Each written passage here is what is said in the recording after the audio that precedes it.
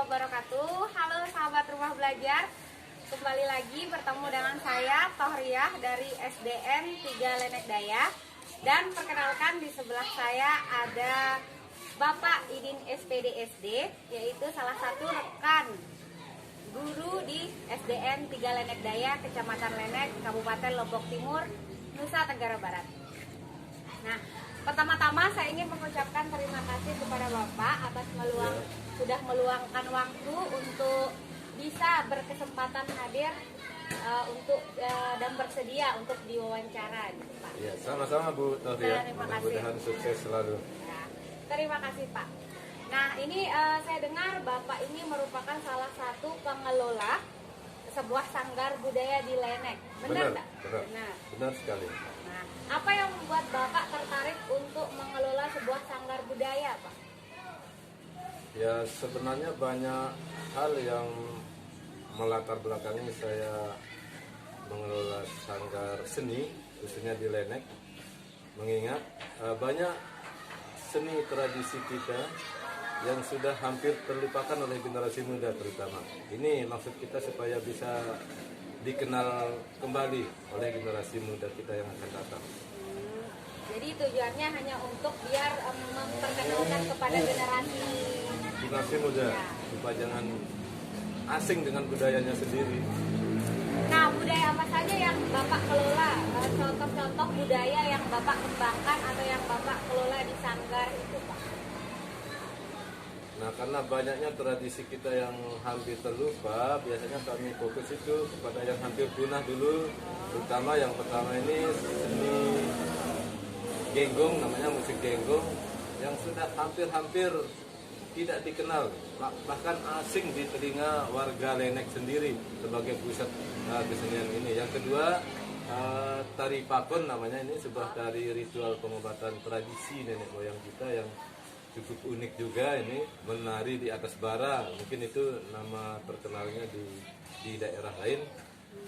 Kemudian ada tradisi ngadu hujan, ada tradisi ngejot, dan masih banyak lagi yang perlu kita pertahankan dan kita perkenalkan kepada masyarakat. Nah, dari sekian banyak budaya ini, apa yang menurut Bapak yang paling menarik, paling unik? Iya, yang paling unik sebenarnya semuanya unik, tapi yang saat ini yang pertama ini musik genggong ini, karena pemainnya di Lenek bisa dihitung dengan jari. Bahkan di lokasi sanggar seni genggong lestari sendiri cuma 3 orang yang bisa memainkan ini. Nah, ini yang kita khawatirkan. Jangan-jangan nanti kalau ini yang 3 orang sudah tiada, sudah meninggal, nah kesenian ini benar-benar terkubur begitu. Kemudian yang kedua ini tari pakonnya yang memang sangat unik karena menari di atas bara ini adalah salah satu ritual pengobatan yang dilakukan oleh nenek moyang kita untuk orang yang kerasukan roh halus. Gitu. Nah, mengenai masalah musik genggong, alat musik genggong itu Pak, adakah kriteria khusus gitu untuk orang yang memainkan atau asal usul dari sejarah dari alat musik genggong itu sendiri, Pak? Bagaimana? Syarat memainkan saya rasa harus mau dan mampu saja kalau syaratnya.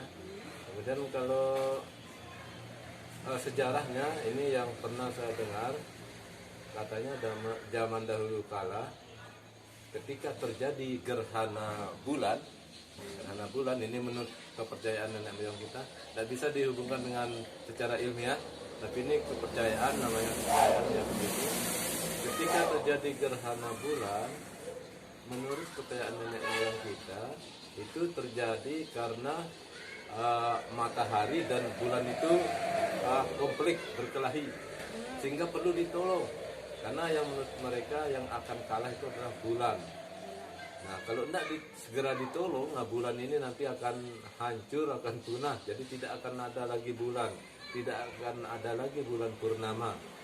Sehingga salah satu caranya menolong itu dengan meniup, dengan membunyikan musik genggong ini secara bersama-sama, beramai-ramai menggunakan musik genggong ini.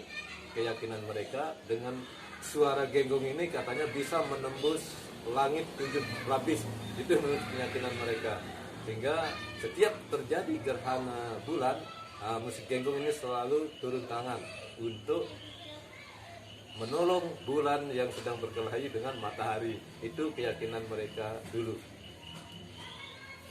Nah ini Pak, kita kan sebagai guru nih, sebagai apa usaha atau kiat-kiat kita sebagai guru dalam kita kaitkan dalam proses pembelajaran agar menanamkan atau memperkenalkan budaya kepada siswa kita Pak, bagaimana? Nah sebenarnya kita harapkan juga ini ada campur tangan dari pemerintah Mbak Toh, supaya bisa bagaimana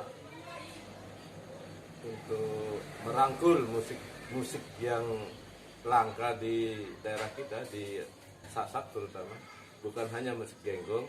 Jadi maksud saya supaya adalah kebijakan pemerintah untuk sehingga kita guru bisa memperkenalkan alat musik genggong ini sebagai media pembelajaran kita, memperkenalkan kepada mereka bentuknya, cara memainkan, dibuat dari apa dan sebagainya, sehingga anak-anak bisa lebih mengenal alat musik ini, di samping mengenal dan bisa memainkan sendiri.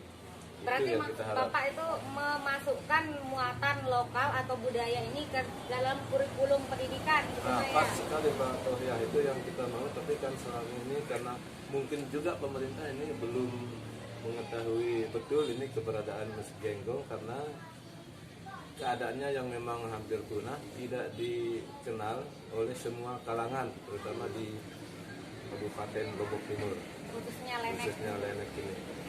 Nah yang terakhir nih Pak, pesan apa yang ingin Bapak sampaikan kepada generasi muda atau siswa-siswa kita di sekolah ini Pak, agar selalu melestarikan budaya? Ya pesan saya singkat saja, mari kita lestarikan, mari kita hargai, mari kita berikan nilai apresiasi yang setinggi-tingginya kepada budaya kita sendiri. Jangan justru mengagung-agungkan budaya orang lain yang belum tentu cocok dengan situasi dan kondisi kita di bumi Lombok, di bumi Sasak atau di bumi Lenek ini. Jadi jangan merasa asing dengan budaya sendiri. Mari kita hargai budaya kita, kita lestarikan supaya lebih dikenal lagi oleh generasi yang akan datang, bahkan dikenal juga oleh warga seluruh dunia. Itu aja Mbak Tohria. Ya mungkin hanya itu Pak. Ya. Terima kasih atas waktu Bapak dan penjelasan mengenai kebudayaan. Itu sangat semoga dengan adanya ini bisa menjadi salah satu sarana agar masyarakat atau generasi muda khususnya di Lenek ini lebih mengenal budaya Lenek itu sendiri. Ya, assalamualaikum warahmatullahi wabarakatuh.